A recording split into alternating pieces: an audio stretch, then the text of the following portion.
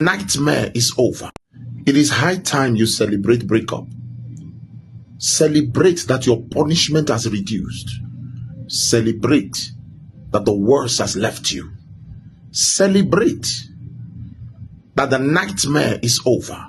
Celebrate that the humiliation and the disgrace and the insult and the see finish, the over familiarity has ended.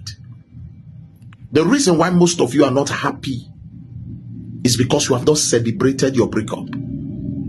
Call a party, kill cow. It's not only birthday. Do you know what it means for God to remove the wrong man from your life?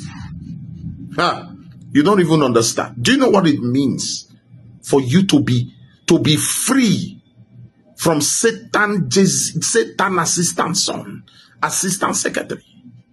Do you know what it means for you to be delivered from the shackles of a narcissist?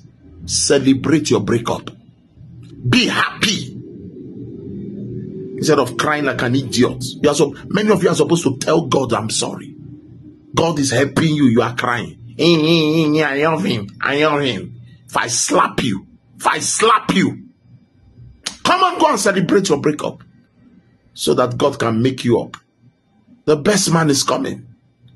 To whom brain is given, sense is expected. As that man has broke up with you, as you celebrate it with a bottle of champagne and a bottle of wine, and call your friends, kill cow and give them food to eat, and said, Delilah, Jezebel, Helibel, Herod has left my life. Now, the new door that God has planted for you will open. Now, sense to whom brain is given, sense is expected. It's a celebration. This cause standing ready for the hearing with Judy submitted by testimony of a technical magistrate court date the issue upon January 21st. Order, judge, decree, plan, tell Mihalang Chow is hereby awarded an absolute divorce from the defendant, Karim Skinner.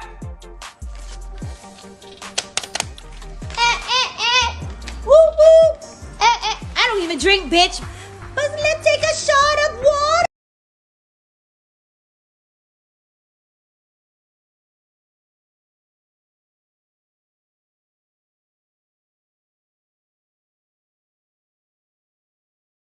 Women on this app. So I see women on this app like crashing out because of how horrible like their ex-husbands are, their baby dads are, just like ruining their life and just, you know, making their life so difficult.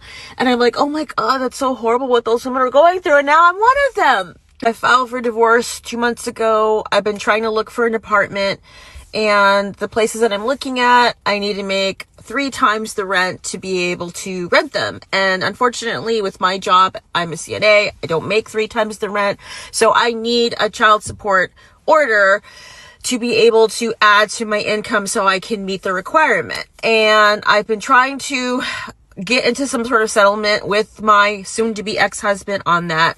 And basically, he is blackmailing me, I guess. He wants me to sign away all rights I have to his military retirement. He is in the Army. He has been in for 18 years. He'll be retiring in 2 years. And I've been married to him the entire time. So the retirement's a marital asset. So I am entitled to part of it. We've been going back and forth and fighting about it, and I just can't take it anymore. I just want to leave. I just want to move out, and I just want to start my life over. So I offer to sign away my right to the military retirement in return for spousal support and the entirety of the savings account that we have. I send the proposal to my lawyer and tell her this is what I'm proposing to do, and she comes back and says, well, this is a bad idea. And then she says, well, you could get a temporary order from the court for the child support, but that's going to cost you $4,000 in legal fees, and it may not be binding because it's only temporary, so you may not even be able to use that to really add to your income. And she goes into this long thing, which I appreciate. I appreciate her telling me, the legal stuff, because she's basically telling me you are an idiot to sign this away.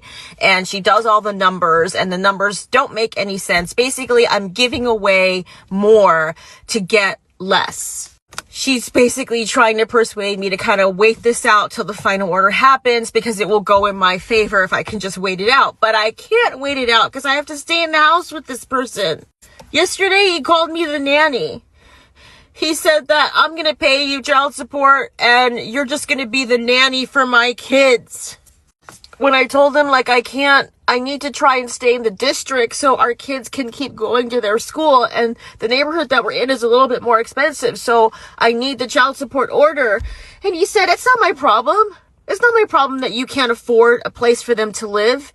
In fact, I hope that's how it plays out, because I want the kids to see that you can't support them. I want the kids to see that you can't afford for them to live in a nice place. And I want them to know that they're going to have to go through a hardship because of what you did. Your pressure campaign that he's been putting me under for the last 2 months since I filed is really him trying to get me to drop the whole thing. I honestly believe that. I honestly believe he just wants me to drop the whole thing. If I went to him and I said, okay, I'm just going to drop the divorce, got rid of my lawyer, and then didn't do anything, I think he'd drop his lawyer and we would just go about life like before. I honestly believe that. I just think he doesn't want to not be married anymore to me. Not because he loves me or anything like that, but just because this is a big inconvenience to him.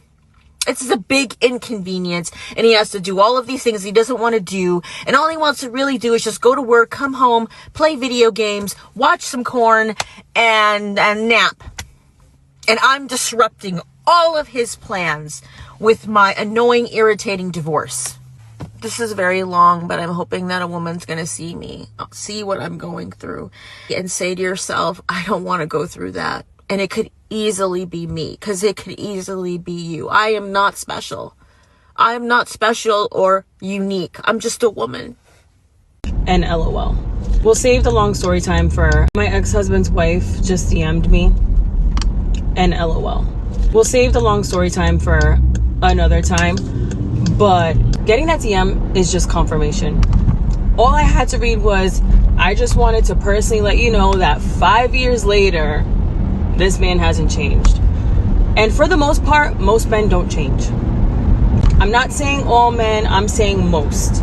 And what boggles my mind is the fact that some women really think that they can change a man. I promise you, you can't.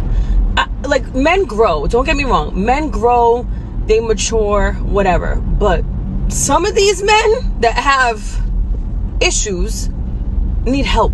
And if they don't want to get help, you're not going to change them. Point blank. You're not changing them. Having kids with him won't change him, because they got 2 kids. And now look, you're over here messaging me 5 years later talking about you were right, blah blah blah. Girl, and she wants to talk and whatever. I haven't really given it much thought, because it took me so long to heal from all of the trauma that I went through. So I don't even know if I really want to get myself involved. Like, I know she probably needs help and she just wants to vent, and like, I'm pretty much the only person that can understand. But like, I don't really want to. We'll see. I might not. I don't know. We'll see how I'm feeling. But man, I did not expect that. And I've really come to a point in life where taking on someone else's baggage and emotions is too much. Like, do y'all agree with me? Like, it's draining. I have to deal with my own stuff now. You want to come and dump on me? Like, I don't have any more room in my life for other people's emotions. And I don't want to be rude and say like karma or like you reap what you sow. But me and this girl, we weren't friends. Well, kind of friends, acquaintances. It's a really long story, but we all went to the same church. We were in the same friend group. She was in our small group. Like, it was just, we were more than acquaintances. She knew what happened between us, and I went through a lot of trauma. Again, save that for a story time, another time. You know that. And she still went and married him not that long after we split up. So, and granted, our marriage wasn't perfect. It's a way bigger story. But yeah, you reap what you sow. You reap what you sow. Thinking you can change him, thinking that he's gonna be whatever because it's you, right? Oh, well, I can make him be like this, or because I'm this way, maybe he'll treat me differently. No.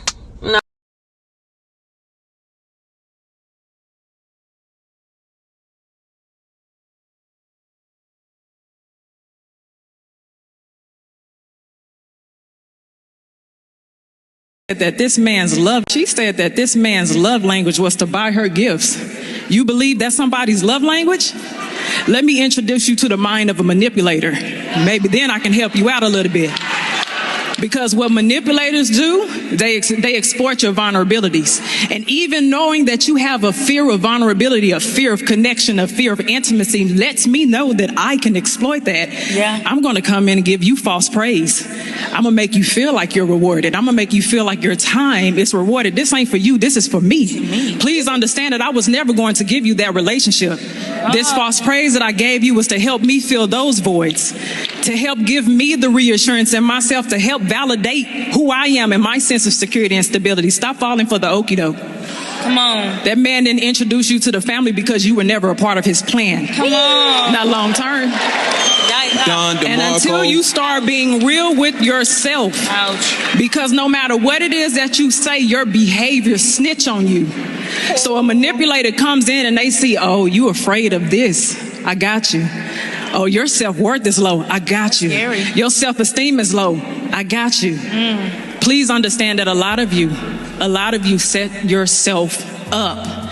Get to know this person. I just feel like you could have been nicer to me. Oh my gosh, well I feel like you could have done 80 more things today than you did. I feel like I woke up and I cleaned our room, I did our bed, I cleaned the sheets, I did the laundry, I put your clothes away, I come in the kitchen, nothing's done. So I do everything, then I make you breakfast, then I get the baby ready, then I get myself ready. And what do, Michael? You just tell me I could have been nicer. That seems pretty nice to me.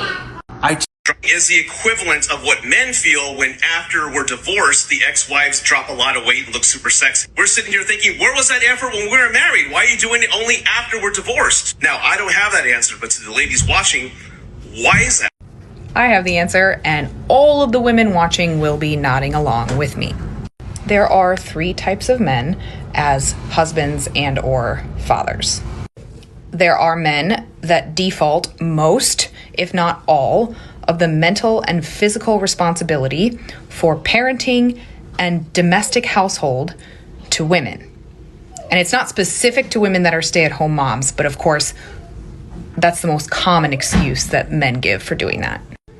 Secondly, there are men that help their wives with the mental and physical responsibility of parenting and domestic household, specific to her returning that favor with something that is for his own personal needs. They will do the dishes, they will put their kids to bed at night after giving them a bath, but their feeling of responsibility and their willingness to do so is connected to whether or not they're getting what they want from her, usually physically.